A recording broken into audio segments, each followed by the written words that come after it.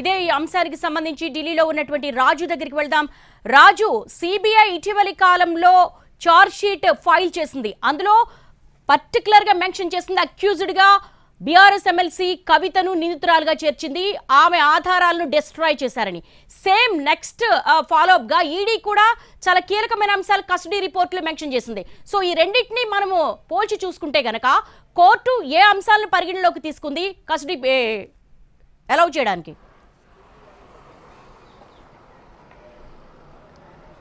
Yes దేవి, దీంట్లో ముందుగా చూడాల్సినటువంటి బ్రేకింగ్, ఈడీ కస్టడీకి కోర్టు అనుమతి ఇచ్చింది కవితను. అంటే నిన్న సాయంత్రం హైదరాబాద్లో అరెస్టు చేసినటువంటి ఈడీ 24 గంటల లోపు కోర్టు ముందు ప్రొడ్యూస్ చేసింది.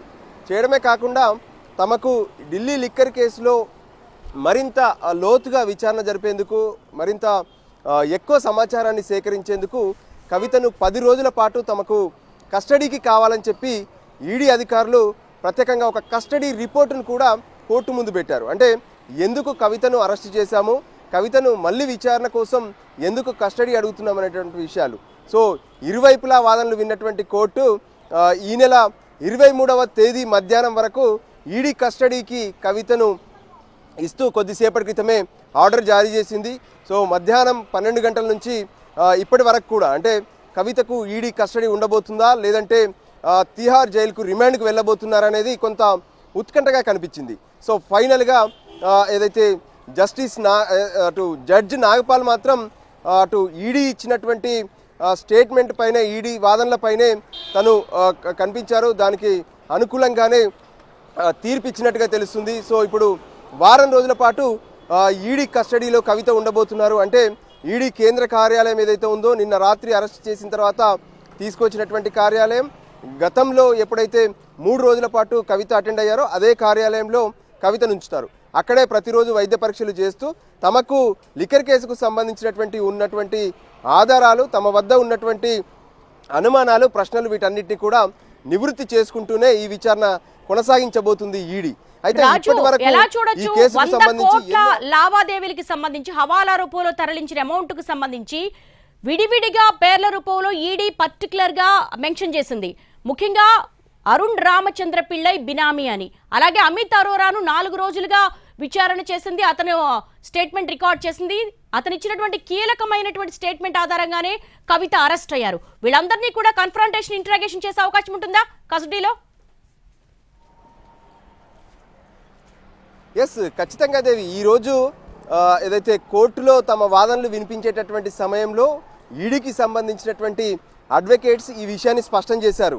మేము కవితను అరెస్ట్ చేయడమే కాదు, రేపు కవితతో కలిసి మరికొందరిని విచారణ జరిపేందుకు ఇప్పటికే 4గురికి నోటీసులు కూడా జారీ చేశామని చెప్పారు. అందులో కవిత భర్త అనిల్తో పాటు అమిత్ అరోరా, మరికొంతమంది ఇప్పటికే ఢిల్లీ లిక్కర్ స్కామ్కు సంబంధించి అరెస్ట్ అయినటువంటి వాళ్ళు, కొంతమంది బయట బెయిల్పై ఉన్నటువంటి వాళ్ళకు కూడా నోటీసులు ఇచ్చామనే విషయాన్ని స్పష్టం చేశారు. సో అందరినీ కూర్చోబెట్టి రేపు ఇంటరాగేషన్ చేసే అవకాశం అయితే స్పష్టంగా కనిపిస్తుంది.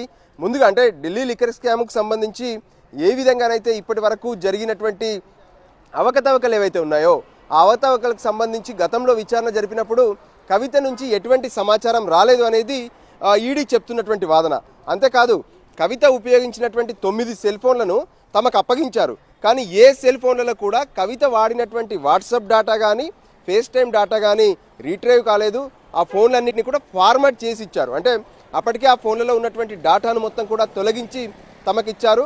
అంతేకాదు, ఇలా ఎందుకు చేశారు అనే విషయాన్ని కవితను ప్రశ్నిస్తే ఆ సమాధానాలను దాటవేసే ప్రయత్నం చేశారు. సో అందులో భాగంగానే అరుణ్ రామచంద్ర పిళ్ళైతో పాటు అమిత్ అరోరా, అభిషేక్ బోయిన్పల్లి, బుచ్చిబాబు, ఈ వీళ్ళను ఎప్పుడైతే విచారణ జరిపామో వాళ్ళ నుంచి తీసుకున్నటువంటి స్టేట్మెంట్ల ఆధారంగానే సమీర్ మహేంద్రకు సంబంధించినటువంటి కంపెనీ ఏదైతే ఉందో, మద్యం కంపెనీలో కవిత వాటాదారులుగా ఉన్నారు. ఏదైతే అరుణ్ రామచంద్ర పిళ్ళై ద్వారానే తను ఈ వ్యవహారాన్ని నడిపించారు, లాభాలు కూడా పొందారు.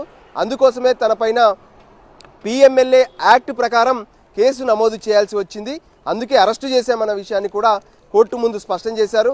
సో దానికి అనుగుణంగానే ఆ ఫోన్లలో ఏ విధంగానైతే డాటా రిట్రైవ్ చేసేటటువంటి సమయంలో ఒక కీలకమైనటువంటి అంశం కూడా మా దృష్టికి వచ్చిందని చెప్పారు. అంటే కవితకు తొలి నోటీసులు ఇచ్చినటువంటి రోజు ఏదైతే ఉందో, నోటీసులు ఇచ్చాకే ఈ ఫోన్లన్నింటినీ కూడా ఫార్మాట్ చేశారన్న విషయం వెలుగులోకి వచ్చింది అని చెప్పి ఈడీ స్పష్టం చేసింది. అందుకోసమే వారం రోజుల పాటు తమ వద్ద ఉన్నటువంటి ఆధారాలన్నింటినీ బేస్ చేసుకొని ఎవరైతే ఇప్పటి వరకు స్టేట్మెంట్లు ఇచ్చారో వాళ్ళందరితో కలిపే కవితను విచారించే అవకాశం ఎక్కువగా కనిపిస్తుంది.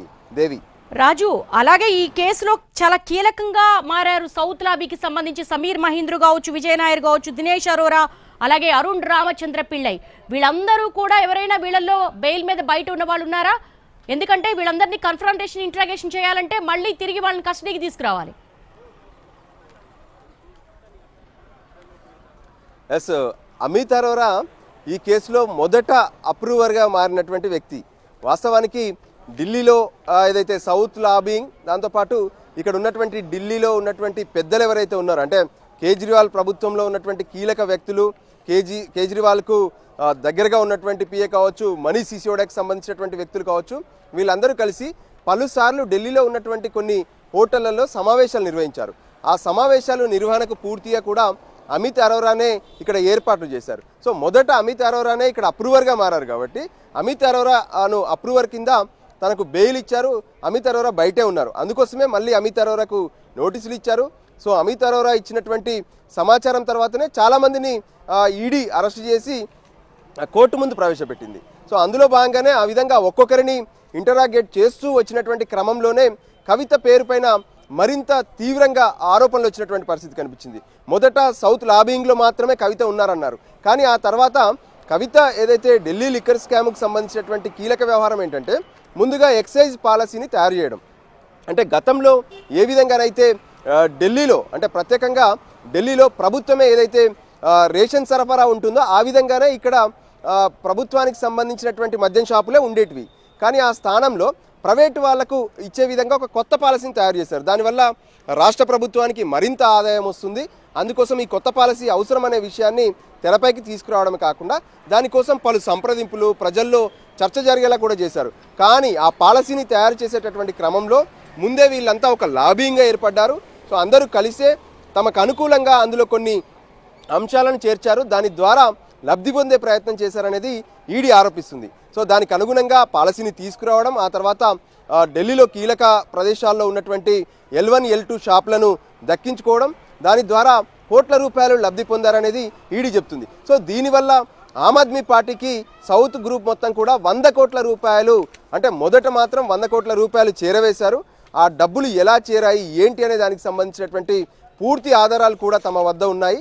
సో అందుకోసమే ఈ ఢిల్లీ లిక్కర్ స్కామ్లో సౌత్ గ్రూప్ చాలా కీలకంగా వ్యవహరించిందనే విషయాన్ని పదే పదే స్పష్టం చేస్తూ వచ్చారు. సో దానికి అనుగుణంగానే సౌత్ గ్రూప్లో అందరూ కలిసి డబ్బులు ఎన్ని పంపించారు, వాటికి ఎవరు ఢిల్లీకి తీసుకొచ్చారు, ఎవరు ఆమ్ ఆద్మీ పార్టీకి చేరవేశారనే విషయాలను కూడా కొంత కీలకంగా దర్యాప్తు ద్వారా రాబట్టినటువంటి ఈడీ ఆ మనీ లాండరింగ్కి సంబంధించినటువంటి అంశాలపైన ఫోకస్ పెట్టింది. అందులో భాగంగానే ఇప్పుడు కవితను అరెస్ట్ చేశారు. సో కవితను అరెస్ట్ చేసిన తర్వాత ఈరోజు కోర్టు వారం రోజుల పాటు కస్టడీ ఇచ్చింది. కాబట్టి ఈ వారం రోజుల్లో ఒక్కొక్కరు, అంటే ఇప్పటి వరకు ఎవరైతే కవితకు సంబంధించినటువంటి స్టేట్మెంట్ ఇచ్చారో వాళ్ళందరూ ఇచ్చినటువంటి స్టేట్మెంట్లపైన ముందుగా విచారణ జరుపుతారు. టెక్నికల్గా దొరికినటువంటి కొన్ని ఎవిడెన్స్లపైన కూడా విచారణ జరుపుతారు. సో ఫైనల్గా కవిత ఆ విషయాల్లో ఏకీభవించకపోతే ఎవరైతే ఆ స్టేట్మెంట్ ఇచ్చారో వాళ్ళని ఎదురుగా కూర్చోబెట్టి మీరు చెప్పింది నిజమా కాదా, కవితతో మీరు ఎక్కడెక్కడ కలిశారు, ఈ లిక్కర్ స్కామ్కు సంబంధించినటువంటి చర్చలు ఎక్కడ జరిగాయనే విషయాలను కూడా తెలుసుకుంటారు. ఏ రోజుకు ఆ రోజు జరిగేటటువంటి రిపోర్ట్ ఏదైతే ఉంటుందో, అంటే ఆ రోజు జరిగేటటువంటి విచారణకు సంబంధించినటువంటి రిపోర్ట్ పైన ఖచ్చితంగా ఒక నివేదికను తయారు చేసి మళ్ళీ కోర్టు ముందు ప్రవేశపెడతారు. అవసరమైతే మరికొన్ని రోజులు కూడా, అంటే వారం రోజుల తర్వాత వరకు కూడా తమకు విచారణ పూర్తి కాలేదు అని చెప్పి ఈడీ భావిస్తే ఆ తర్వాత కూడా మళ్ళీ తమకు మరికొన్ని రోజులు కావాలని అడిగే అవకాశం ఉంటుంది. సో ఆ విధంగానే ఈడీ ప్రొసీడ్ అవుతుంది. సో ఇక ఢిల్లీ లిక్కర్ స్కామ్కు సంబంధించి కొంత కీలక దశకే చేరుకుందని చెప్పుకోవచ్చు. అంటే ఇప్పుడు మీరు చెప్తున్నటువంటి కొన్ని ఇన్పుట్స్ ఆధారంగా చేసుకుంటే కనుక అమిత్ అరోరా ఇచ్చినటువంటి కీలకమైనటువంటి స్టేట్మెంట్ ఆధారంగానే సిబిఐ ముందు ఫర్దర్గా ఫిబ్రవరి 26న నోటీసులు ఇచ్చింది 41 CRPC కింద. కానీ ఆమె సుప్రీంకోర్టులో కేసు పెండింగ్లో ఉంది కాబట్టి రాలేను అంటూ ఆమె లేఖ పంపారు. అలాగే ఆమ్ ఆద్మీ పార్టీ ఎంపీ సంజయ్ సింగ్తో పాటు ఇతర నేతల నుంచి కూడా చాలా కీలకమైన సమాచారాన్ని సిబిఐ రాబట్టింది. ఇప్పుడు ఈ కస్టడీలో సిబిఐ అండ్ ఈడీ ఇద్దరు కలిసి కన్ఫరెంట్ చేస్తారా, లేకపోతే ఎలా ఉంటాయి ఈ ప్రొసీడింగ్స్? ఎస్, ఇది ఇద్దరు, అంటే మొదట ఢిల్లీ లిక్కర్ స్కామ్కు సంబంధించి దర్యాప్తు మొదలుపెట్టింది సిబిఐ. అంటే అవినీతి నిరోధక శాఖ ఏ విధంగా అవినీతి జరిగింది ఏంటి అనే అంశాలు, ఇందులో ఎవరెవరు భాగస్వాములయ్యారు, ఎవరు లబ్ధి పొందారనే విషయాల మీద ముందుగా సిబిఐ ఫోకస్ పెట్టింది. సో సిబిఐ ఎప్పుడైతే ఢిల్లీ లిక్కర్ స్కామ్కు సంబంధించినటువంటి వ్యవహారాలను వెలికి తీస్తున్నటువంటి క్రమంలో, సోదాలు జరుపుతున్నటువంటి క్రమంలో మొత్తం విషయాలు బయటపడ్డాయి. అందులో మనీ లాండరింగ్కి సంబంధించినటువంటి అంశాలు కూడా వాళ్ళ దృష్టికి వచ్చాయి. దాంతో వెంటనే అంటే మనీ లాండరింగ్కి సంబంధించినటువంటి అంశాలు ఏవైనా సరే ఎన్ఫోర్స్మెంట్ డైరెక్టరేట్ మాత్రమే విచారణ జరపాలి. అంటే సిబిఐ ఏంటంటే అవినీతి ఎలా జరిగింది, ఇందులో ఎవరెవరు ఉన్నారు, ఈ అవినీతికి గల కారణాలు ఏంటి, ఎలా దీన్ని ముందుకు తీసుకెళ్లారు, వీళ్ళు ఎలా ప్లాన్ చేసుకున్నారు అనే విషయాలను సిబిఐ తేటతెల్లం చేస్తుంది. సో కానీ మనీ లాండరింగ్ అంటే డబ్బులకు సంబంధించినటువంటి వ్యవహారాలు ఏదైతే ఒకరికి లాభం చేకూర్చే విధంగా మనీని ఒకరికొకరు ఏ విధంగానైతే పంచుకునే ప్రయత్నం చేశారో, లబ్ధి పొందే ప్రయత్నం చేశారో, వీటన్నిటికి సంబంధించినటువంటి అంశాలపైన ప్రత్యేకంగా ఈడీ ఫోకస్ పెడుతుంది. సో ముందుగా ఇప్పుడు ఈడీ అరెస్ట్ చేసింది కాబట్టి ఈడీ మాత్రమే విచారణ జరుపుతుంది. నిజంగా సిబిఐకి గనక విచారణ జరపాలి అనుకుంటే సో ఈడీ కస్టడీ పూర్తయిన తర్వాత అప్పుడు అంటే రిమాండ్కి వెళ్ళిన తర్వాత వాళ్ళు మళ్ళీ ఒక పిటిషన్ వేసుకుంటారు కోర్టులో. అంటే కవితను మేము విచారణ జరపాల్సి ఉంది, మాకు కవిత కస్టడీకి ఇవ్వాలని చెప్పి కూడా సిబిఐ అడిగినటువంటి సందర్భాలు. అంటే రాజు అసలు ఈ విషయాలన్నీ ఎమ్మెల్సీ కవిత కస్టడీ రిపోర్ట్ లో ఏం మెన్షన్ చేసింది ఈడీ? ఎస్, కస్టడీ రిపోర్ట్ అయితే మొత్తం 15 పేజీలతో ఒక ప్రత్యేకంగా కోర్టు ముందు పెట్టింది. అంటే ఎందుకు మేము కవితను అరెస్టు చేశాము, అరెస్టు చేసిన తర్వాత ఇప్పుడు ఎందుకోసం ఈ విచారణను అడుగుతున్నామనే విషయాల మీద ప్రత్యేకంగా 15 పేజీలతో ఒక నివేదికను కోర్టు ముందు పెట్టింది. ఎందుకంటే పూర్తిగా ఆధారాలు ఉండాలి, ఆరోపణలు ఒకటే సరిపోదు. సో దానికి సంబంధించి మా దగ్గర ఎప్పుడైతే ఈ కేసును విచారణ జరుపుతున్నామో ఆ రోజు నుంచి తమ వద్ద అన్ని రకాల ఆధారాలు ఉన్నాయి. ఎవరెవరైతే స్టేట్మెంట్ ఇచ్చారో వాళ్ళ పేర్లన్నీ కూడా ఇందులో ప్రస్తావించారు. సో ప్రస్తావించిన తర్వాతనే దీనికి సంబంధించి కీలక ఆధారాలతో కూడినటువంటి కొన్ని అంశాలను కోర్టు ముందు ఏదైతే కస్టడీ రిపోర్ట్ పేరుతో సబ్మిట్ చేశారు. సో దాన్ని మనం పరిశీలిస్తే నిన్న ఎప్పుడైతే అంటే కవితను ఎందుకు అరెస్ట్ చేయాల్సింది ఏంది అనేది వివరంగా చెప్తూ ప్రత్యేకంగా ఈ రిపోర్ట్ అయితే ఇచ్చారు. మొత్తం ఇందులో 100 కోట్ల రూపాయలు ఎప్పుడైతే ఢిల్లీలో ఉన్నటువంటి ఆమ్ ఆద్మీ పార్టీకి చేరవేశారో ఇందులో కవిత సూత్రధారిగా ఉన్నారు. అంటే కవితనే లీడ్ తీసుకున్నారు. ఆ 100 కోట్ల రూపాయలు అంటే ఢిల్లీ లిక్కర్ బిజినెస్లో లబ్ధి పొందనందుకు గాను 100 కోట్ల రూపాయలను ఆమ్ ఆద్మీ పార్టీ కోసం, పార్టీ కార్యక్రమాల కోసం వాళ్ళు 100 కోట్ల రూపాయలు అప్పచెప్పారు. సో దాంట్లో కవిత కీలకంగా ఉన్నారనే విషయాన్ని స్పష్టం చేశారు. అంతేకాదు కవితకు బినామీగా ఎవరైతే రామచంద్ర పిల్లై ఉన్నారో ఆయన ఇచ్చినటువంటి స్టేట్మెంట్ల ఆధారంగానే అని కూడా స్పష్టం చేసినటువంటి పరిస్థితి ఉంది. సో మనం చూస్తున్నాము కవితకు సంబంధించి ఏ క్షణాన్నైనా ఇప్పుడు ఆర్డర్ కాపీ అంటే ప్రస్తుతం కస్టడీకి సంబంధించినటువంటి ఆర్డర్ కాపీ ఈడీ అధికారులకు చేరుకోగానే ఈ గేటు నుంచి కవిత బయటకు వెళ్ళే అవకాశాలు కనిపిస్తున్నాయి. సో ప్రస్తుతానికైతే ఇంకా కవిత బయటకు వస్తున్నటువంటి పరిస్థితి ఏం కనిపించట్లేదు. సో రాజు ఆమెను ఏ జైలుకి తరలించే అవకాశం ఉంది కవిత? ఎస్, ప్రస్తుతము ఏదైతే కస్టడీకి ఇచ్చినప్పుడు ఈడీ కార్యాలయానికే తీసుకెళ్తారు. ఎందుకంటే ఈడీ కార్యాలయంలో ఉంచుకునే ఈ 7 రోజుల పాటు విచారణ జరుపుతారు. ఆ విచారణ జరిపిన తర్వాత మళ్ళీ కోర్టులో ప్రొడ్యూస్ చేస్తారు. కోర్టులో ప్రొడ్యూస్ చేసిన తర్వాత మళ్ళీ కస్టడీకి అడుగుతారు.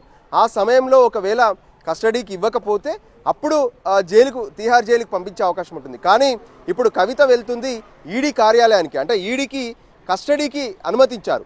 వారం రోజుల పాటు ఈడీ కస్టడీలో కవిత ఉండబోతుంది. అంటే ఏదైతే ఎన్ఫోర్స్మెంట్ డైరెక్టరేట్లో అటు వాళ్ళ అదుపులోనే ఉంటూ, వాళ్ళ ఆధీనంలోనే ఉంటూ వాళ్ళు విచారణ జరిపే అవకాశం ఉంటుంది. సో ప్రస్తుతం వాళ్ళకి ఇంకా విచారణ కావాల్సినటువంటి ఎన్నో ఆధారాలు కావాలంటున్నారు. ఎందుకంటే కవిత ఎప్పుడైతే తొలి నోటీసు ఈడీ నుంచి అందుకుందో అప్పటి వరకు గతంలో ఉన్నటువంటి డేటాను మొత్తం ఆ నోటీస్ అందుకున్న తర్వాత మొత్తం తీసేశారు. డేటాను మొత్తం కూడా ఫార్మాట్ చేశారు. సో దానికి సంబంధించినటువంటి అన్ని ఆధారాలను, అన్ని విషయాలను లోతుగా విచారణ జరపాల్సింది అనే విషయాన్ని కోర్టు ముందు స్పష్టం చేశారు. సో దాంతో జడ్జి నాగ్పాల్ ఈడీ అధికారులకు వారం రోజుల పాటు కస్టడీకి కవితను ఇస్తూ నిర్ణయం తీసుకున్నారు. సో ఆ ఆదేశాల ప్రకారం వారం రోజుల పాటు కవిత ఏదైతే ఈడీ కేంద్ర కార్యాలయంలోనే ఉంటుంది. ఆ కేంద్ర కార్యాలయంలోనే వారం రోజులు విచారణ జరిపిన తర్వాత అప్పుడు కవిత పూర్తిగా కూడా సహకరించిందని కనుక ఈడీ అనుకుంటే మళ్ళీ కోర్టులో సబ్మిట్ చేయడం, కోర్టులో ప్రొడ్యూస్ చేసిన తర్వాత దానికి సంబంధించినటువంటి ఫర్దర్గా ఉండేటటువంటి ప్రొసీడింగ్స్ కొనసాగుతాయి. ప్రస్తుతం మాత్రం ఇక్కడ ఉన్నటువంటి ఈ రౌజ్ ఎవెన్యూ కోర్టు నుంచి కవిత నేరుగా ఏదైతే కవితను తీసుకొని ఈడీ అధికారులు ఈడీ కార్యాలయానికే వెళ్ళబోతున్నారు. సో ఏ క్షణాన్నైనా కవిత వాహనం బయటకు వచ్చే అవకాశం కనిపిస్తుంది. దేవి, మనం గేటు వద్దే ఉన్నాము. ఏ క్షణాన్నైనా కవిత వస్తే కవిత ఇక్కడ నుంచి వెళ్తారు. సో కవిత నేరుగా ఇక్కడ నుంచి ఈడీ అధికారులు ఈడీ కార్యాలయానికి తీసుకెళ్తారు. అయితే రాజు, ఇక్కడ కొన్ని కండిషన్స్ ఎన్ఫోర్స్మెంట్ డైరెక్టరేట్ మొదటి నుంచి కూడా లిక్కర్ పాలసీ